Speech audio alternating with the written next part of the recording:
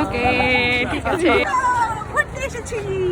আর রাত ডাকসুর এক্সাইটমেন্টে না ঘুমিয়ে আবার সকালবেলা উঠে রেডি হয়ে চলে যায় ভোট দিতে। হ্যালো সবাইকে, আমি চাঁদনি। দেখো আমরা কত এক্সাইটেড। যে দেখি এত পরিমাণে ভিড় এবং লম্বা লাইন। এই যে দেখো কেমনে দৌড় দিচ্ছে পোলাপান লাইন ধরার জন্য।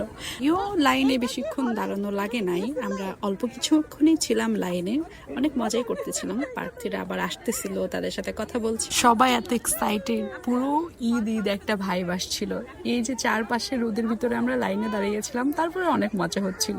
একে অন্যকে নিজেদের পছন্দের ক্যান্ডিডেটের নাম সাজেস্ট করছিলাম। যেমন এই যে অনেক ভাই, সবাইকে বলতেছিলাম সমাজসেবায় কিন্তু 17। ওকে ঠিক আছে। দেখো ভোট দিয়েছি, বলো জীবনে প্রথমবার, বুঝছো? দেখো এটা আমি আজকে সারাদিন ধুবো না, এন্ড এইভাবে রেখে দিব, এমন করে খাবো। দেওয়ার এক্সাইটমেন্টের ঠেলাই আমরা না খেয়েই দৌড় দিয়েছিলাম ভোট দিতে। তারপর ভোট দেওয়া শেষ করে আমি আর মারু একটু খাওয়া দাওয়া করে নিই, ওর ক্যাম্পাসে একটু টোটো করি।